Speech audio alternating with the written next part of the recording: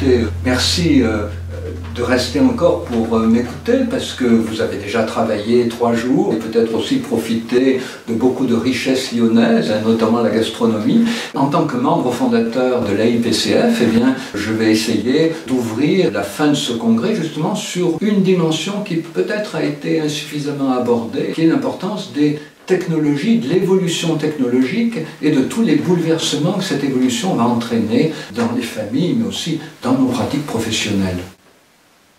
Alors, je parle en effet d'un lieu que vous ne connaissez pas, mon bureau à Paris. Pourquoi? Parce que juillet, c'est le moment où je suis traditionnellement, depuis des années, en vacances avec mes enfants, dans un petit endroit d'Italie où il n'y a pas de connexion. Alors vous allez me dire, pas de connexion, c'est peut-être compliqué, ben oui, mais vous savez, le fait de se passer des technologies numériques ne veut pas dire qu'on sache bien s'en servir, mais je pense que quand on sait bien s'en servir, on doit être capable de savoir s'en passer, donc c'est ce que je fais régulièrement chaque année. Alors, on m'a demandé de vous parler de tous les bouleversements technologiques qui ont lieu actuellement et de leurs conséquences sur la vie de famille. Alors, ce que je vous propose, c'est prendre quelques minutes pour évoquer des bouleversements que vous connaissez déjà bien, auxquels vous avez probablement affaire dans votre vie personnelle, dans vos consultations, et puis après, aborder rapidement des bouleversements à venir. Alors, pourquoi faire de la science-fiction? Parce que justement, ce n'est pas de la science-fiction, et parce que c'est important de se préparer à ces changements, parce que même si on n'a pas encore la réponse aux questions qu'on peut poser autour de ces changements, il faut se poser les bonnes questions pour être capable, le moment venu, d'y apporter les bonnes réponses. Donc, on commence par les bouleversements que vous connaissez, bouleversements liés à Wikipédia, à l'introduction massive des images partout, aux jeux vidéo, aux réseaux sociaux. Alors, qu'est-ce que tout ça a changé? Je vous propose de reprendre les catégories que j'utilisais déjà en 2013, dans mon ouvrage 36912, Apprivoiser les écrans et grandir, et envisager successivement, d'abord, le bouleversement dans la relation au savoir. Non, qu'est-ce qui change dans la relation au savoir? Mais ce qui change dans la relation au savoir, tout le monde le sait en famille, Wikipédia. Ça veut dire quoi? Ça veut dire que quand les enfants posent une question à leurs parents, eh bien les parents ne vont pas chercher la réponse dans leur tête, ou plus simplement d'ailleurs traditionnellement les parents disaient tu sauras quand tu seras plus grand, comme disait Fernand Reynaud, c'est calculé pour. Que font les parents? Ils vont regarder sur Wikipédia. Ce qui fait que les enfants s'habituent au fait que les parents ne sont pas les porteurs de savoir, mais les parents sont des relais vers des savoirs qui dépassent les parents. L'inverse est également vrai. Les parents posent des questions, les enfants qui ont un smartphone vont chercher sur Wikipédia. Et du coup, la construction des savoirs est beaucoup plus horizontale, comme on dit. Et ça, je crois, une conséquence très importante, c'est qu'il ne faut pas hésiter dans notre entourage à nous choisir un coach numérique. Un coach numérique, c'est quoi? Un coach numérique, eh bien, c'est quelqu'un qui va pouvoir répondre aux questions que vous vous posez. Où est-ce que j'ai trouvé cette idée? C'est les patrons du CAC 40 qui me l'ont donné. Ils se choisissent parmi leurs employés quelqu'un qui est capable de répondre à leurs questions. Si vous êtes enseignant, prenez-vous un coach numérique parmi vos élèves. Si vous êtes en famille, vous trouverez bien un cousin, peut-être un enfant, l'un de vos petits-enfants qui va vous accompagner dans cette découverte. Le deuxième grand bouleversement, c'est le bouleversement dans la relation aux apprentissages. Alors on va aller vite, des images partout, on s'y est habitué, mais il ne faut pas oublier que dans les années 1990, il y avait quand même des journalistes du Monde qui disaient « il n'y aura jamais d'images dans les colonnes du journal Le Monde parce que les images empêchent de penser ». Vous voyez quand même le chemin qu'on a fait depuis cette date. Aujourd'hui, on admet que les images sont une étape sur le chemin de la pensée. On a d'abord des sensations, des émotions, des états du corps. On précise ces choses à travers une image, on s'en donne une image mentale, où on découvre une image qui nous est apportée par les médias, par la télévision, par des amis. Et cette image matérielle va nous permettre de commencer à mettre des mots, de commencer à parler. Ça, c'est une chose qui m'est chère depuis les années 1985, depuis Tintin chez le psychanalyste. L'être humain a constamment besoin de symboliser sa vie intérieure avec des gestes et attitudes démoniques, avec des images mentales et matérielles et avec des mots.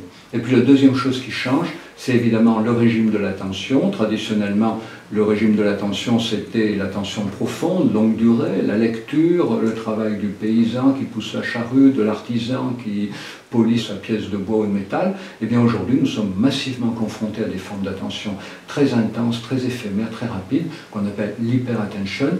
C'est pas mauvais en soi, simplement il faut équilibrer les deux, faire que nos enfants puissent entrer à la fois dans l'attention profonde, la lecture, et puis dans l'attention concentrée, parce que le monde est tellement compliqué que s'il y a des moments où on n'utilise pas l'attention concentrée, eh bien on est submergé par les choses. Il faut être capable d'aller très vite, sélectionner les informations qu'on a envie d'approfondir et les approfondir en deep attention.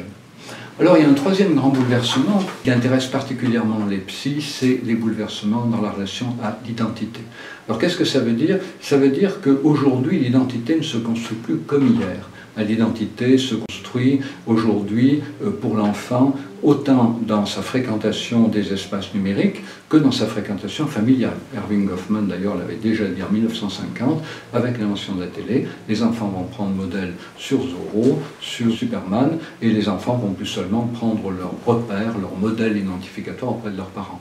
Mais aujourd'hui c'est beaucoup plus compliqué que ça, puisque les enfants vont jouer à des jeux vidéo, ils vont incarner des personnages, ils vont aller sur les réseaux sociaux, et sur les réseaux sociaux ils vont se vieillir.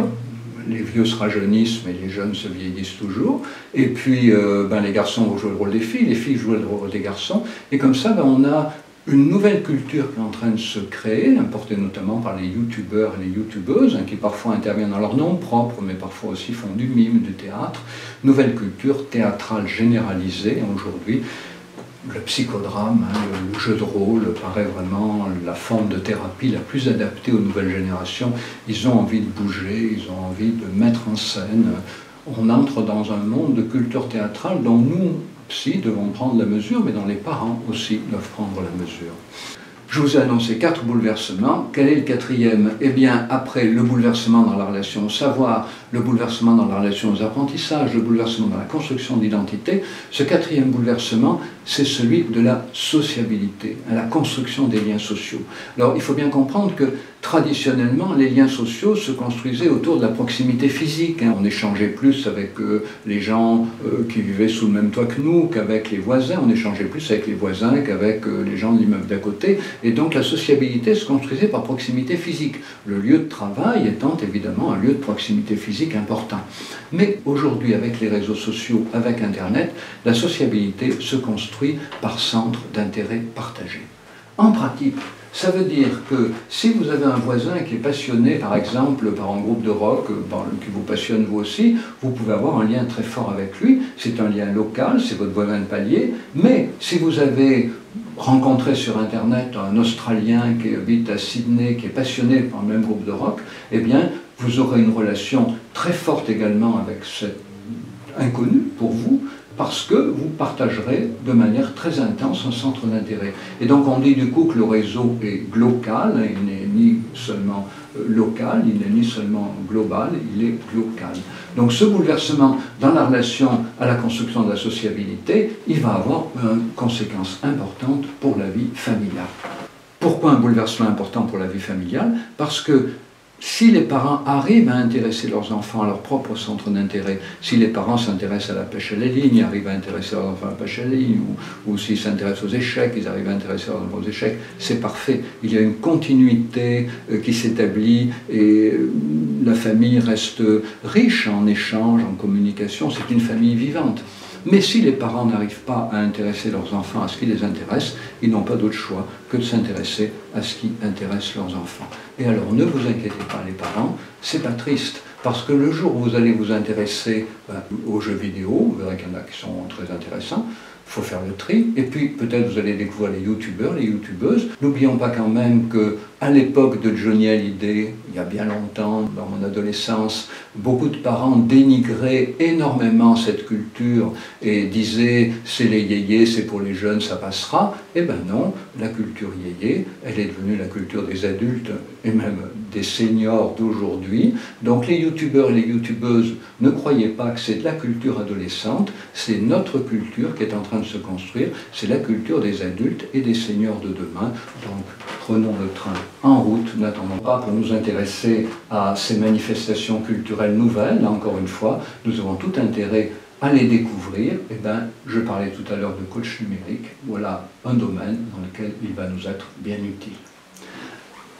Alors, tout ça, c'était quelque chose que j'exposais déjà en 2013, de manière plus détaillée évidemment, mais je crois que ce qui est important, avant de se quitter, c'est de voir qu'est-ce qui va vraiment changer encore beaucoup et très vite. Il y a déjà des signes avant-coureurs. Premier point, les réseaux sociaux. Les réseaux sociaux, c'est un formidable projet au début, permettre aux gens qui n'avaient pas un réseau social lié à la famille, lié à l'argent, lié aux traditions familiales, leur permettre de s'en construire un.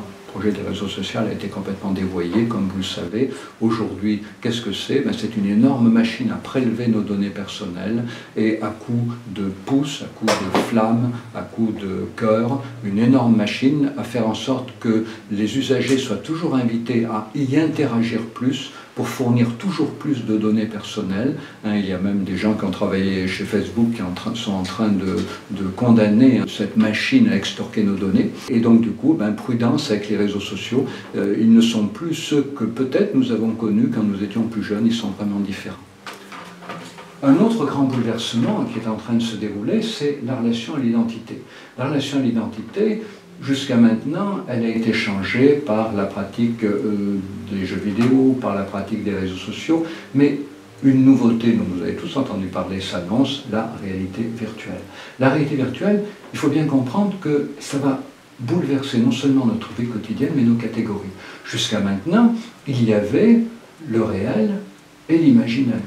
Eh bien, avec la réalité virtuelle, il va y avoir une catégorie intermédiaire. Une catégorie intermédiaire, puisque nous rentrerons dans ces mondes comme on entre dans un imaginaire, mais en même temps, ça sera un imaginaire qui aura tous les attributs de la réalité. Et donc, du coup, évidemment, la réalité virtuelle va poser énormément de problèmes. Ça sera une occasion formidable pour renouveler le champ de l'éducation, le champ de la recherche, le champ de l'apprentissage, mais en même temps, ça sera aussi un formidable danger, une extraordinaire tentation pour les gens qui ne sont pas satisfaits de leur vie quotidienne d'y trouver refuge.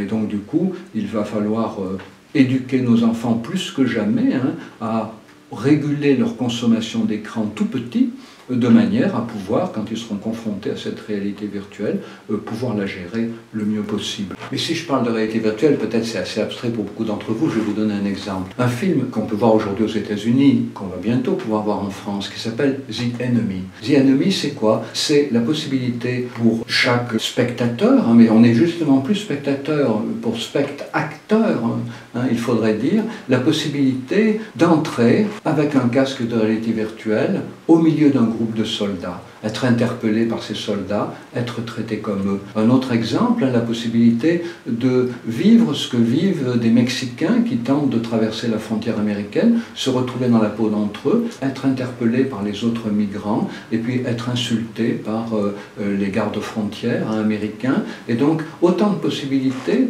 de vivre intimement des expériences que nous ne vivrons jamais, mais qui sont vécues par d'autres, avec évidemment, vous l'avez compris, une formidable opportunité pour développer nos capacités d'empathie, pouvoir vraiment nous mettre dans la peau de quelqu'un d'autre. Imaginez un thérapeute français qui reçoit un patient immigré de Syrie, c'est très compliqué de comprendre ce qu'il a vécu. Mais imaginez, et ça arrivera, que l'équivalent de ce passage des migrants à la frontière mexicaine soit fait pour des migrants syriens qui arrivent en France, eh bien ça serait la possibilité pour des thérapeutes d'avoir un autre regard sur ce qu'ils ont vécu. Et puis évidemment, il ne s'agit pas que des thérapeutes, il s'agit de chacun d'entre nous, la possibilité peut-être de pouvoir nous rapprocher de gens qui nous sont jusqu'à maintenant très éloignés. Alors, il y a un dernier point quand même que je voudrais aborder, parce que c'est sans doute le plus difficile à concevoir, c'est la question de la mort et du deuil. Vous avez tous entendu dire que certains courants transhumanistes ont décidé d'abolir la mort. Ça ne sera pas pour tout de suite, probablement, vous continuerez à mourir, bon moi, vous, voilà, mais peut-être nos enfants, et peut-être plus encore nos petits-enfants, auront une vie très longue, et même peut-être la possibilité de choisir de vivre quasiment éternellement. Bon, on est dans la science-fiction, mais d'ores et des âges qui changent, c'est la possibilité de faire vivre les morts à travers tous les échanges qu'ils ont eus sur les réseaux sociaux. Ça veut dire que si vous perdez quelqu'un de votre famille, eh bien cette personne peut continuer à vous envoyer des SMS, peut continuer à vous parler via votre téléphone mobile avec la voix qu'elle avait quand elle était vivante.